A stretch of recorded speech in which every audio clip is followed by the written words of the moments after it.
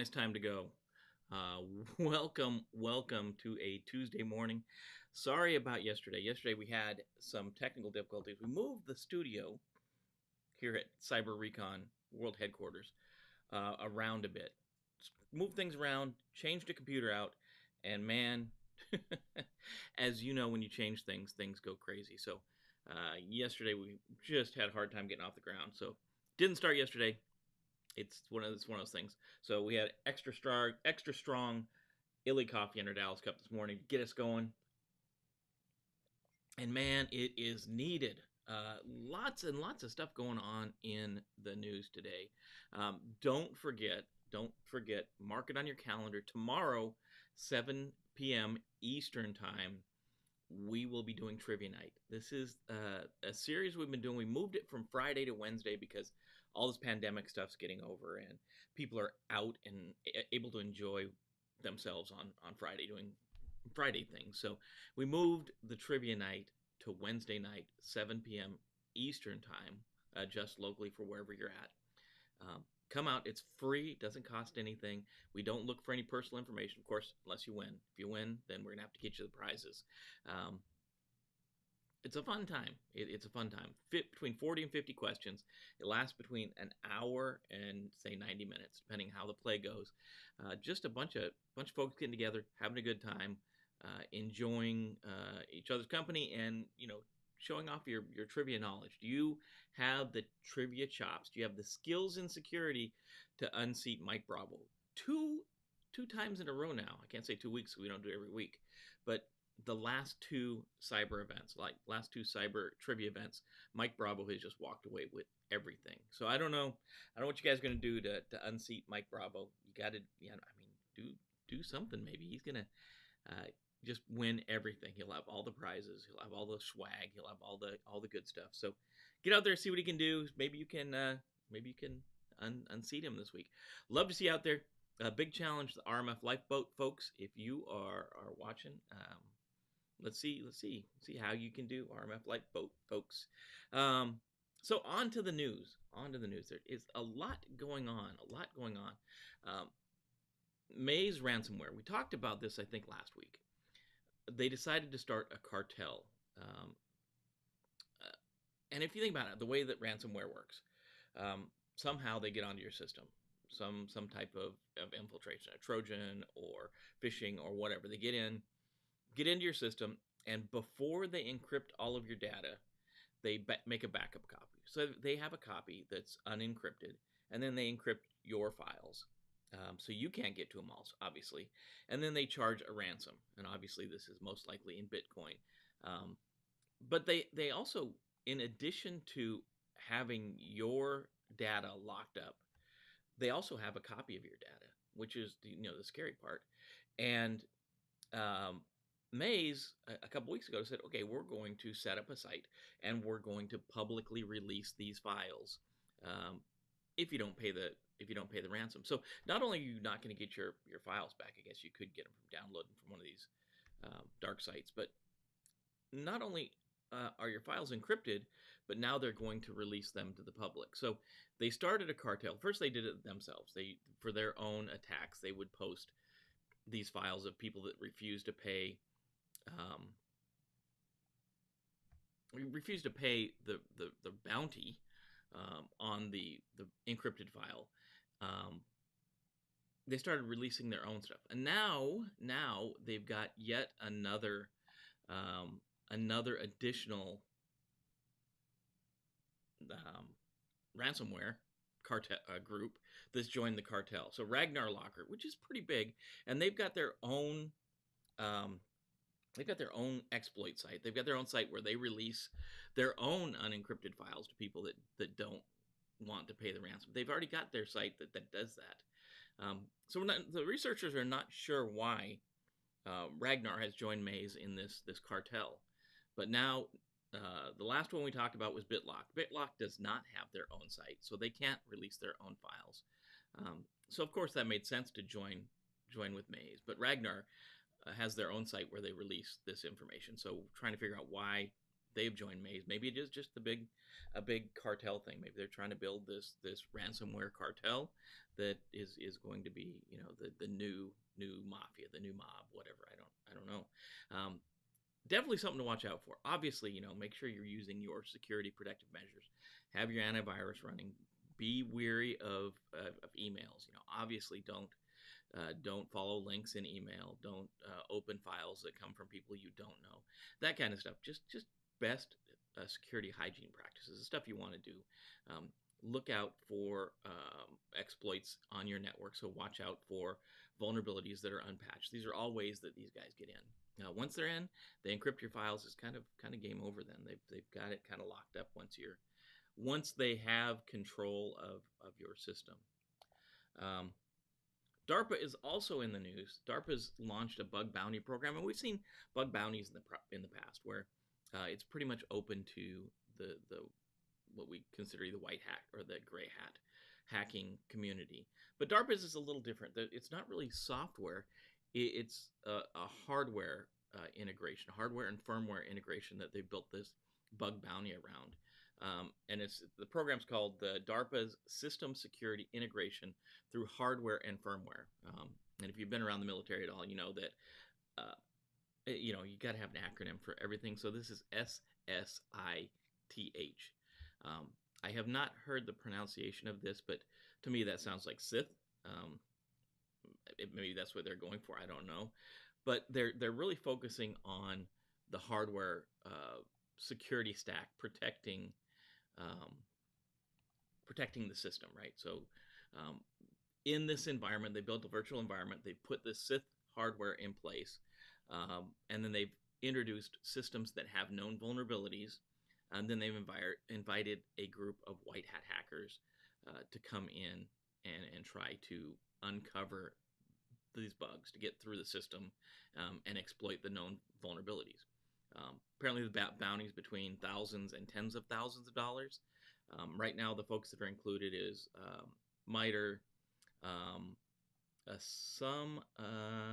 there we go, SRI International, University of Cambridge, Massachusetts Institute of Technology, University of Michigan, and Lockheed Martin are all included in this right now.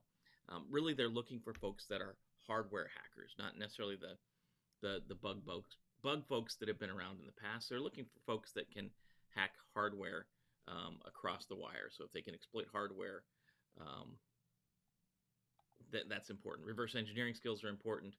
And they're just trying to build out better security through hardware devices that can protect software systems. Little different, yeah. The other one, as we're talking about ransomware is just everywhere. Avedon launched a massive smiley spam campaign. Excuse me. And again, this is just another type of ransomware out there. Just look out for this one. It's very similar to the old school love letter campaign. This email campaign that's going around is using emails with subjects like your new photo. Yeah. The subject of the email is your new photo, or do you like my photo? And then in the body of the email is just a winking emoji, right? But the attachment, it looks like a JPEG, but it's actually a zip file. And they do this through the way that Microsoft can remove the file extension names of a file. So really, it's something like a number image 123.101.jpeg.js.zip. So it's a zipped JavaScript file. So that's that js.zip.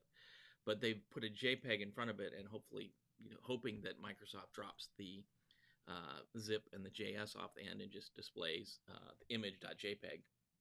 Hopefully, luring a user into clicking the file, and then when they open the file, it runs the JavaScript. The JavaScript reaches out to Avedon and pulls down the malicious code and runs it and starts encrypting your file. Definitely bad juju. Stuff we want to stay away from. Again, best defenses is instructing your users. building a security awareness program, helping folks know don't do these things. If you're getting an email for somebody you don't know, or you're not even expecting, sometimes if you have a friend that gets their system exploited, they may actually send you emails from that exploited account. If you're not expecting it, kind of be leery. Always check what you're opening. If it doesn't look like an image file, if the icon is like a zipped folder, but it says it's a JPEG, be leery. Just be cautious when you're using your information systems, obviously.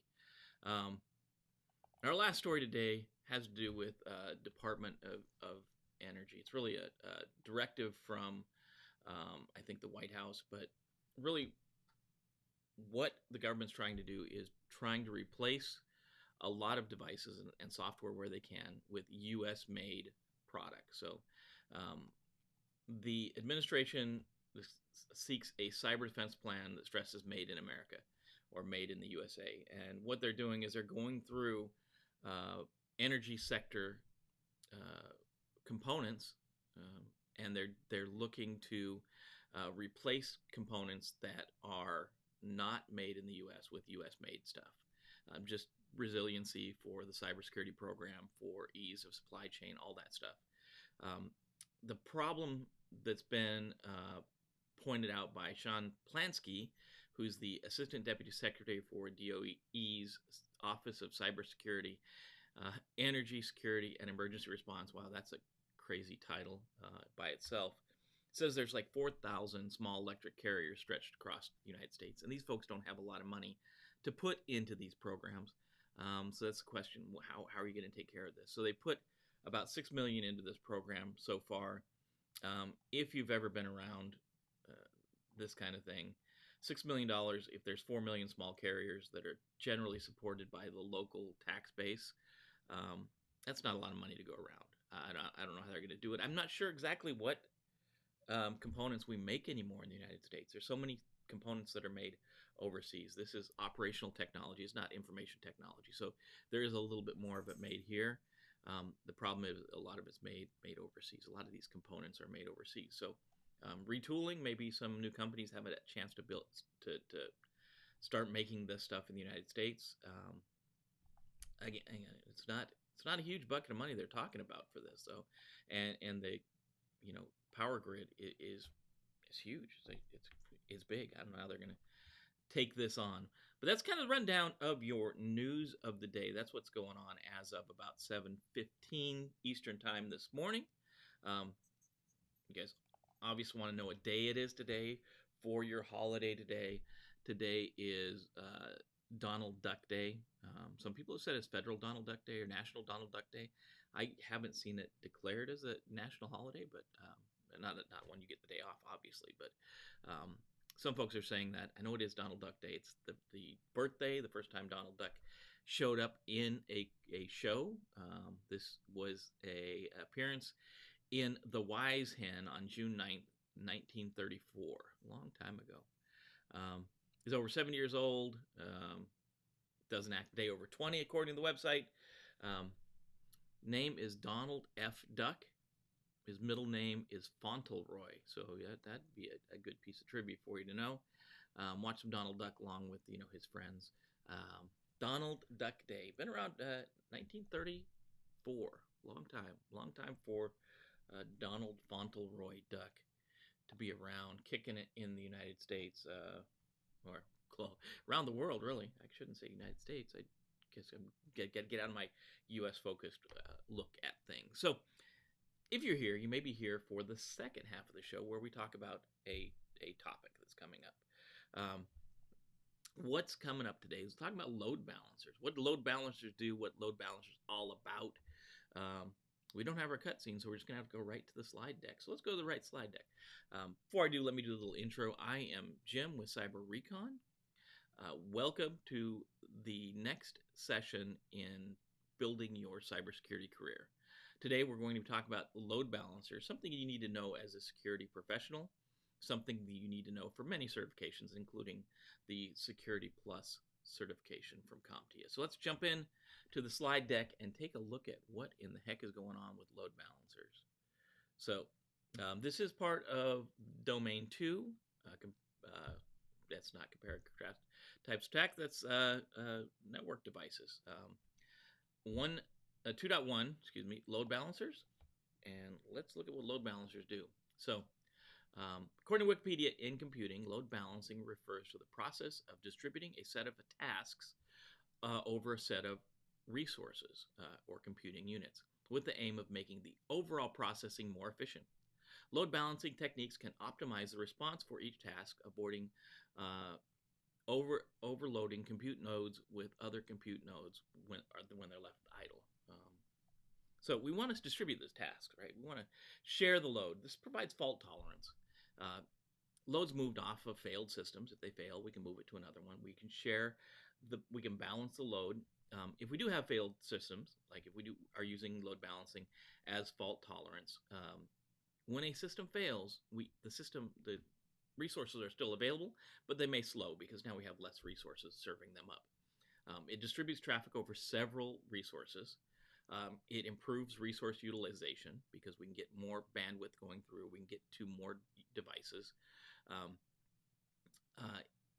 Effectively uses on high bandwidth applications like web services, VPNs, file transfer and file storage, and a stateless service is preferred. So we don't want to have a connection-based, state-based connection, but we can do that if we have to.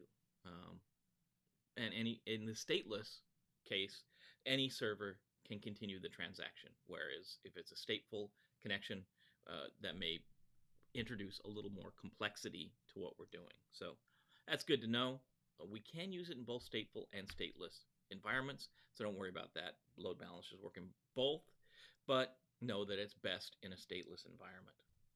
So if we look at the way we have a normal setup, normally when you're connecting to a big website, I'm not talking about mom and pop's pizza joint, I'm talking about something like Amazon. You're not connecting to a single web server. There's a series of web servers in the back. There could be hundreds, could be thousands. In our example, we've got three. We've got three set up in the back, and then in front of it, that the box with the arrows and then three boxes, that's the network symbol for a load balancer. And what happens is, first we have connections coming in from the internet, and the load balancer is going to say, okay, I'm going to distribute this load over all of the servers that I have, right? So it connects, it passes that traffic on and distributes it to multiple computers, to multiple servers.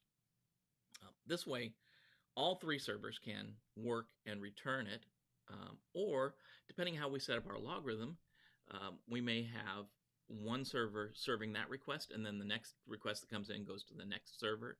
But we distribute the load over a number of resources. Instead of having just one web server there that may get overloaded with too many requests, now we can distribute that load over a number of different computers, a number of different servers that hopefully won't get overloaded. This helps with that. So we do have scheduling, and scheduling is that logarithm we talked about. And there's two main ways that we talk about scheduling for a load balancer. There's affinity and there's round robin. And there's just a slight difference between the two of them that you need to know. So the affinity-based scheduling attempts to keep the host connected to the same server over the session. So this is good for a stateful connection, right? So we have a stateful connection, we keep the host, at all costs, we try to keep that host connected to the same server, and we handle the session through that. The load balancer will track sessions and maintain the host to server connection. And then if another request comes in, that next connection will be sent to the next server for an affinity connection to the next server in the rotation. So instead of the request being chunked up over a bunch of different servers, the one connection goes to one server. The next connection that goes in will go to the next server, and then it will be balanced that way, instead of breaking the connection up over a number of different servers, right? So really what it looks like is when the request comes in, we just keep that session keeps connecting with one server, right? Now, when the next request comes in, it may be sent to the next one, and then that session will be kept with that server, and it rotates around like that. So we're still sharing the resources. So as multiple requests comes in, the session stays with one server, and then the next session will stay with the next server. Now, round robin's a little different. This sends each request to the next server in the rotation, and it's sent regardless of server workload. We can put weighing in, we can weighing factors in to compensate for server load, but we don't have to. So with round robin, it's simply that. It just goes one to the next, to the next, to the next, and it just keeps going around as we talk about it. So in our same situation, we have traffic coming in. Instead of it going all to this first server, a part of it goes to the first server, and then to the next, and then to the next, and then back around to the first one again. So we just, as it sounds, we round robin between the servers that are available, and we handle the request from the end user. And as you can see, this is why stateless is better, because it's not going to require a full connection to pass traffic back and forth. So there's benefits to both round robin, because that can fully utilize our server balance. But as you can see, obviously the stateful connection would not benefit from round robin as much. So the other thing we need to know is, how do we set up multiple load balancers? So we can have multiple load balancers serving the public, right? So we can have two or more load let's try that again. We can have two or more load balancers to protect high availability assets. One in active passive, one is active and the other one's passive, waiting in case something happens to the primary load balancer. If that fails, then the secondary or the backup will jump in and handle the request. So this looks like this. Normally we have traffic coming in. It's going to be sent to the back-end servers, and that load balancer is going to handle the traffic. If something happens to our primary load balancer, the secondary load balancer is going to pick up the traffic, and it will start distributing it to those same back-end servers. It's really there for fault tolerance, redundancy. It helps with that. Active, on the other hand, is where two or more load balancers are actively processing traffic. This increases performance, and we can also add a passive system to the backup in case one of our active load balancers goes down. Then that passive load balancer can jump in and fill in the void. If we don't have a passive load balancer in the back end waiting, that just means we're going to reduce performance if one of these active load balancers goes down. We just have to be aware of that. So obviously it looks kind of similar, right? This time we've got traffic coming into both load balancers, and in a round robin case, we will have each of them sending traffic to the back end, right? And that's the roundup of how they work. The other thing you need to know is, a lot of times we'll use virtual IPs. This means that multiple information systems' IP addresses can be represented by a single virtual IP address. This way we can address a specific website, and then that's all handled between the IP address between the load balancer and the backend servers. So we can use virtual IPs. Just remember, multiple information systems' IP addresses can be represented by a single virtual IP address, and that way we don't have to have a bunch of different IP addresses representing something like Amazon.com. We have the one virtual IP address. So hopefully that gets you set for what you need to know about load balancers. Load balancers are used in any big corporation, any big organization, any big website will have them. Our example used web servers. We could have it for a file server, like a file transfer server. You could have it for, anything that needs high volume, high traffic. A VPN, for example, could use one. A virtual private network connection could use load balancers up front. A lot of places we can use them. Anything's high volume, anything that's critical that we have to keep running could use a load balancer. So, as always, Jim with Cyber-Recon. Hopefully you're having a good week. Hopefully things are going well. As always, I just be safe out there, and we'll see you next time.